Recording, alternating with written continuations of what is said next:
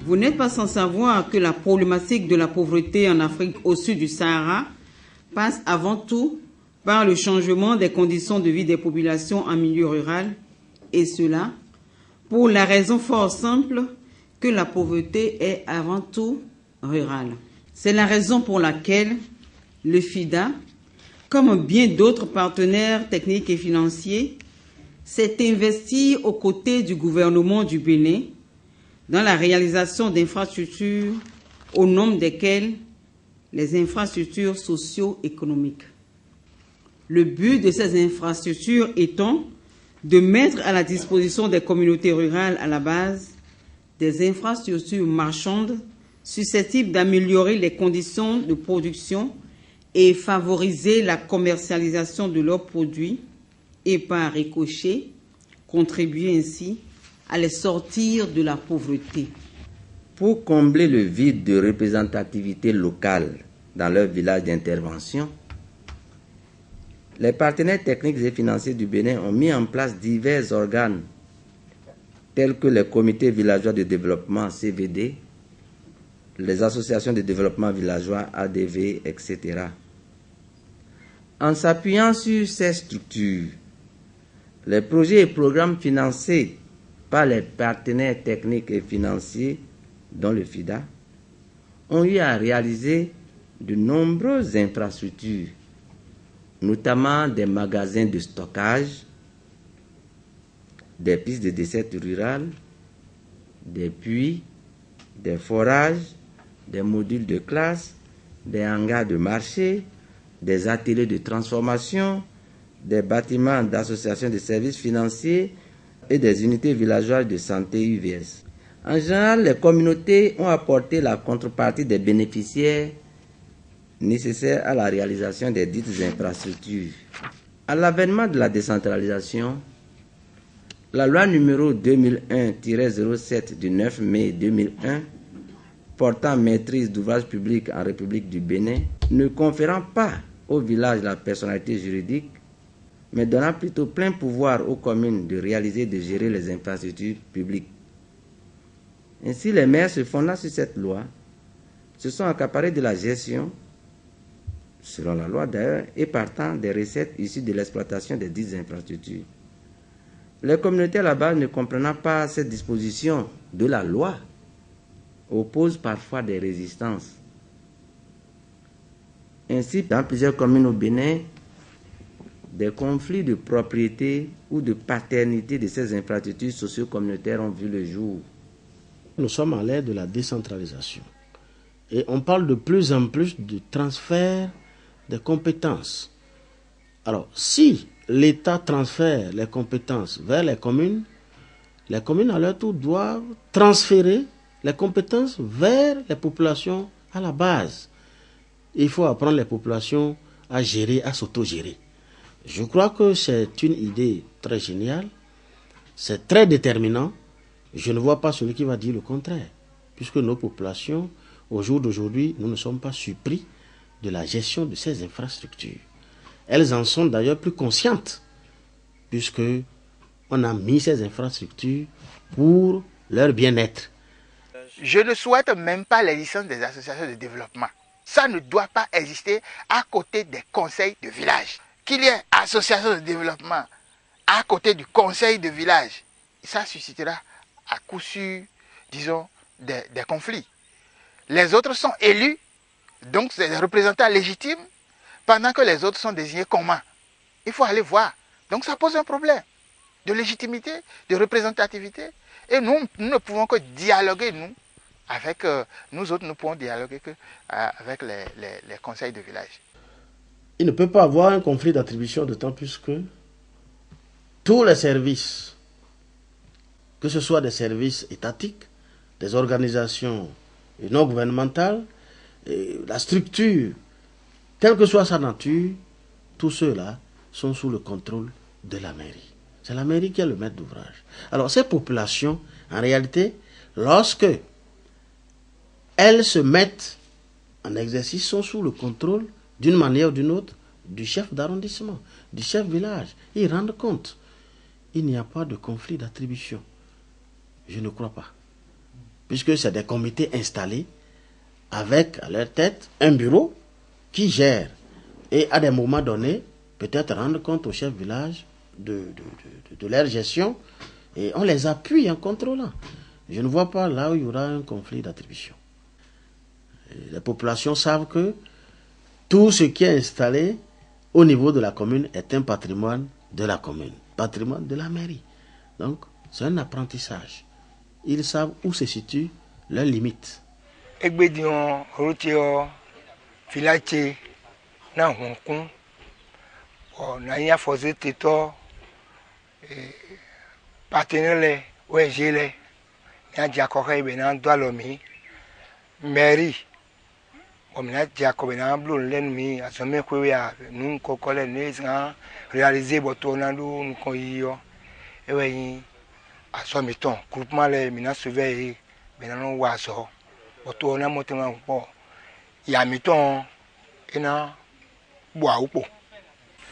on pense que les vrais responsables du développement du village sont les conseillers des villages.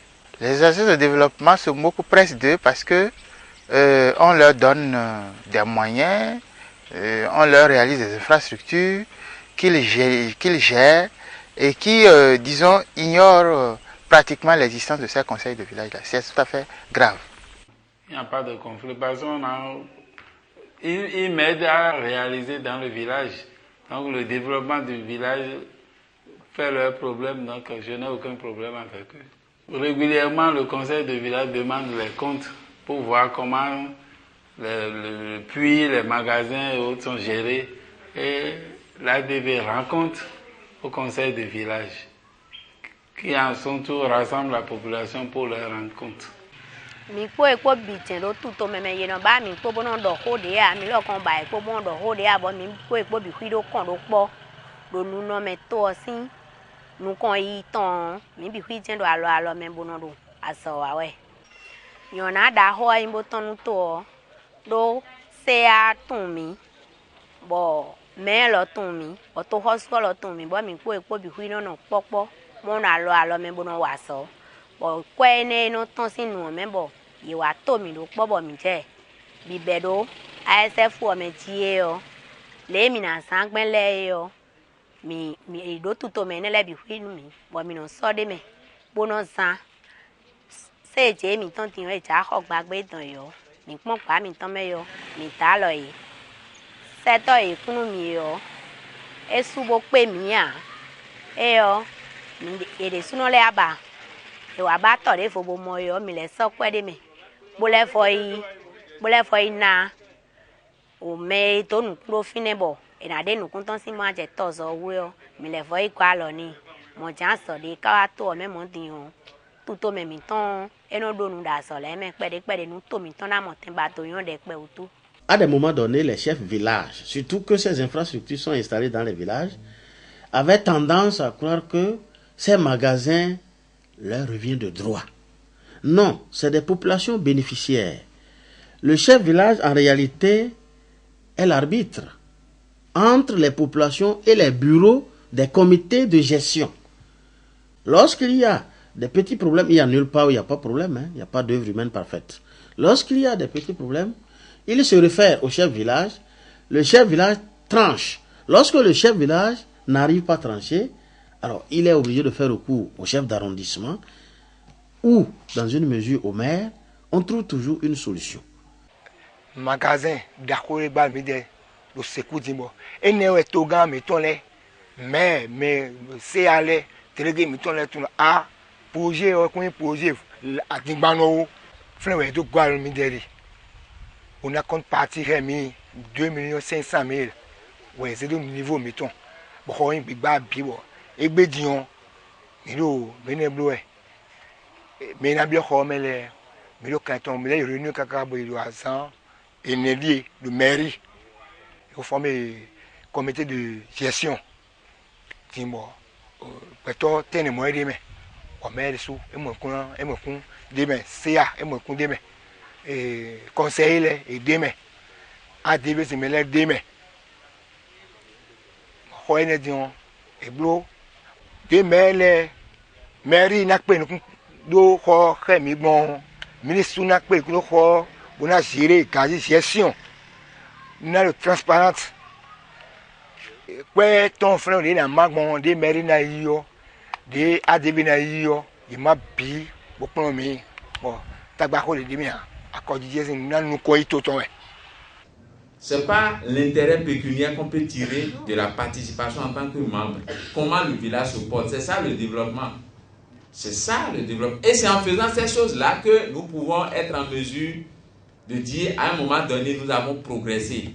Exact. Nous avons progressé parce que les problèmes d'eau, les problèmes d'assainissement, les problèmes d'hygiène, de saleté publique ont commencé à être réglés avec la participation, avec la forte implication des populations elles-mêmes, des communautés elles-mêmes, à travers les ADV. C'est ça, si on fait la décentralisation, on ne règle pas ces aspects-là, c'est qu'on tourne en rond.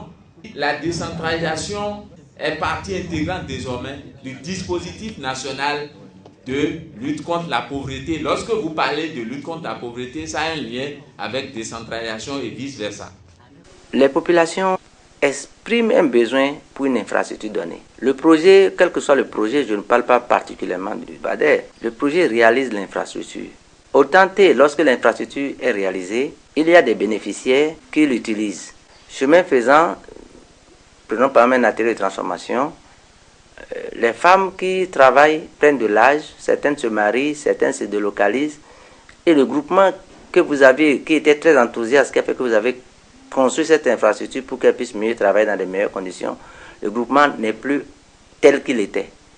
Et en conséquence, l'atelier est sous-employé et parfois même non employé. Puisque nous sommes dans une démarche de décentralisation et les fonds publics ne sont pas des choses à gaspiller, nous avons vu qu'il est bon qu'on intègre la philosophie de la décentralisation et que quelle que soit l'infrastructure qui est réalisée, cette infrastructure-là soit la propriété de la commune. Quitte à ce que, en respectant les thèses de la décentralisation, le maire ait une gestion participative de ces infrastructures-là avec les communautés à la base. Et ça a été vraiment un très grand succès. Et beaucoup de maires m'ont dit que avec cet atelier et ces résolutions, on leur a enlevé une épine du pied. Salam alaikum.